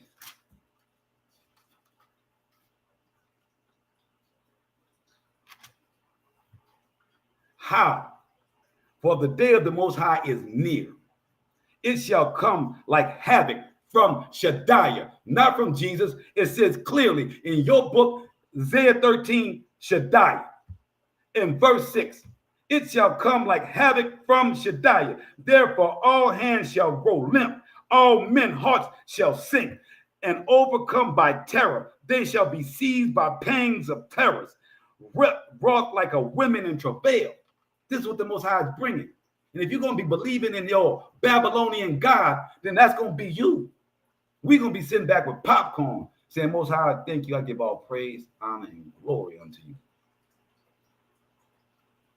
That's what we're going to be saying. Because, see, just because you don't understand language, essence, or anyone else that's tuning in, doesn't mean that the facts of language don't exist. That the laws of language exist.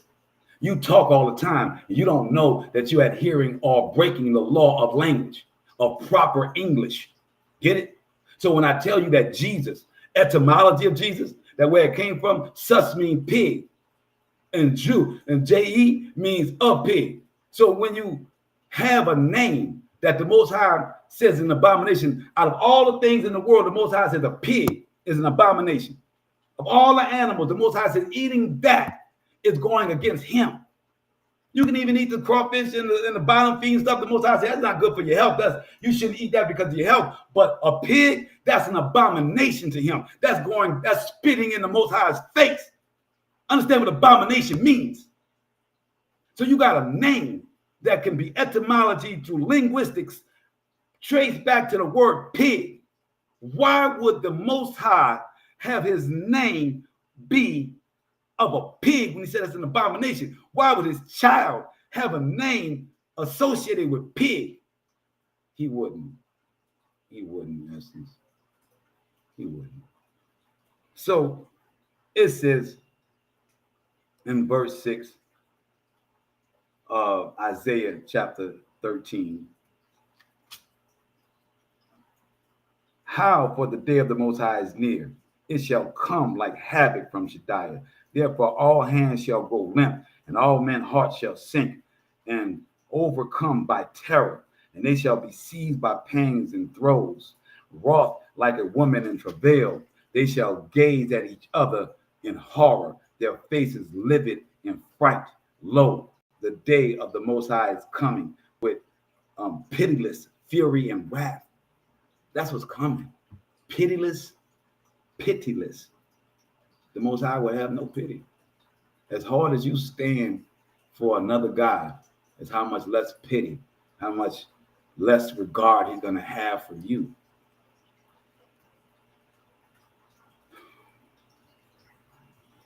Lo, the day of the Most High is coming with pitiless fury and wrath, to make the earth a desolation, to wipe out sinners upon it. Verse 10. No, we're going to verse 22. We're going to drop down to verse 22 of Isaiah 13. And it says, and then we're going to go directly into 14 verses 1 through 4. And it says, we're going to start at 19. We're going to drop down to 19. We're still in Isaiah chapter 13. We're dropping down to verse 19. It says, in Babylon, glory of kingdoms, proud splendor of Chaldeans shall become like Sodom and Gomorrah, overturned by Most High. Nevermore shall it be settled, nor dwelt in through all its ages. No Arab shall pitch his tent there, no shepherd make flocks lie down there, but beasts shall lie down there, and the houses be filled with owls. They shall ostrich. There shall ostriches make their home, and there shall be satyrs dance, and jackals shall abide in its castles, and dragons in the places of pleasure. Her hour is close at hand. Her days will not be long. In chapter 14 of Isaiah. But the Most High will pardon Jacob, and will again choose Yasharallah, and will settle them on their own soil. And strangers shall join them, and shall cleave to the house of Jacob. See, that's what the Most High has stated.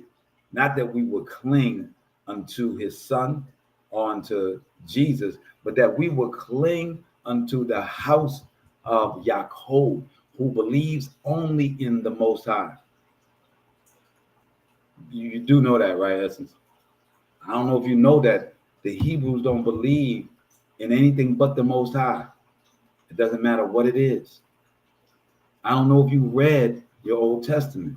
You're reading of Daniel chapter 3, verse 25, and Isaiah 7. All of these are future prophecies, and especially the one in Isaiah 7 does not apply. You rock with a church that tells you that Emmanuel is Jesus, when Emmanuel was born and died, and he was for a prophecy at the time of Isaiah. So when you want me to explain you in Isaiah, can you explain Emmanuel? Can you explain why your church is following Emmanuel. Why you think that Emmanuel is Jesus? Because he fulfilled the donkey. The Father's not coming down here among men, but just Son of Man of a virgin will. The Son is the heir. You keep waiting for that. Abraham and Isaac was indoctrination of the sacrifice of the father's son-in-law. No, the law was never fulfilled, sweetie. Impossible. Never fulfilled. That's a lie from the depths of hell. So, and it says, but the Most High will pardon Yaakov and will again choose Yasharallah and will settle them on their own soil. And strangers shall join them and shall cleave to the house of Yaakov. For people shall take them and bring them to their homeland. And the house of Yasharallah shall possess them, and the slaves and handmaids on the soil of the Most High. So the Most High has not only told us that his people that follow his law, right, that got love for him and nobody else, is not waiting for anyone else. These are the promises for his children, because the law is not fulfilled. The law can never be fulfilled. It's a lifestyle. How can you fulfill a lifestyle? How? It's the way you're supposed to live. That's why you're under a curse, because you believe that the law is something that was only set for a certain time and that it was fulfilled by somebody dying, just like them stupid old Ashkenazis say that they fulfilled a prophecy by having a 7-day war and said that they are the people. No. It'd be alive from the depths of hell. So when we understand that the law is a lifestyle, it's not something that someone can do away with, fulfill, or anything. I can have someone come over and fulfill a contract to cut my grass, but my grass is going to continue to grow. So therefore, I'm going to have to get it cut again. So therefore, that first contract did not fulfill my responsibility. The law is a responsibility of life. Grass is going to grow in life. I can have several people come and cut the grass, but that's not fulfilling the responsibility. It's a shorthand, small time frame. They fulfilled a job. So Christ only means anointed. So Jesus Christ means an anointed pig. If you don't believe me, show me otherwise, because I can show you that means anointed pig. You should really know what you're saying out your mouth. You should care about what comes out your mouth. And you should understand that the law is for every generation to come behind, so no one can fulfill it. So if someone has told you that and tell you to go to their church and do as thy wilt, have homosexuality, lie on people, have gossip, spend money on his Sabbath, the fourth commandment, to tell you that they changed the Most High's commandment to being the day of rest on Sunday, and you still want to go with those people, you are free to be in your curse. That's on you. We're not blinded, and we're not a part of any curses. That's what the Most High says, come out of her, the daughter of Babylon. So to end out our verse, because the Most High says that the people that's going to wake up, they're going to cling to us. And they're going to come with us to give praise unto the Most High, while the rest of the world probably going to still have some of their own falsities. They're still going to follow some amulet, some dog, some animal, some dragon. You're going to find something to praise other than the Most High. You're going to give the credit to somebody other than the Most High. So sad. It is sad. And it says, they shall be capturers of their captors. And so the Most High is promising us that the people that put us in captivity, they will go into our captivity. I don't know, I don't know what you guys be getting promised over there, but, so when it says here, verse 3, and when the Most High has given you rest from your sorrow and trouble, and from the hard service that you were made to serve, you shall recite this song of scorn over the king of Babylon. The Most High has broken the staff of the wicked, the rod of the tyrants that smote the people in wrath, with stroke and unceasing, with the stroke unceasing, that belabored nations in fury in relentless pursuit. All the earth is calm and untroubled. Loudly it cheers. Even pines rejoice at your fate, and cedars of Lebanon. Now that you have lain down, none shall come up to fail us. That's our scripture for this Shabbat, this fourth commandment that we are following of the Most High. We are not allowing any new doctrine or psychology to tell us that these things are done away with, that his word has been fulfilled in any form or fashion. We have gone through Isaiah chapter 7 and chapter 11 when these so-called prophecies of Jesus were supposedly told. They don't match up. They're not precept. They're not. The Most High knew that there was going to be so many lies in the end time that he told us that anything that you read in my book, it must have two precepts to make it right. If it's only said one time, it's not real. And in the Old Testament, it's not said one time that he would come here in the flesh, or he would send his son, or that his son would be the one to come back in the end. None of the above. So we pray that you understand the title of the lesson, that many are going to feel the fall of this nation, its doctrines, its belief systems, its religion, its Babylonian system. Many people are going to not want it to end.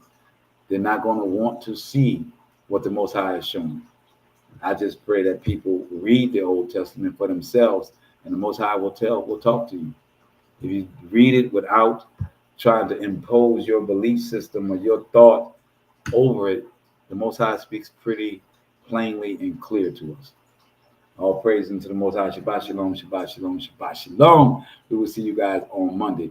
All praise unto the Most High.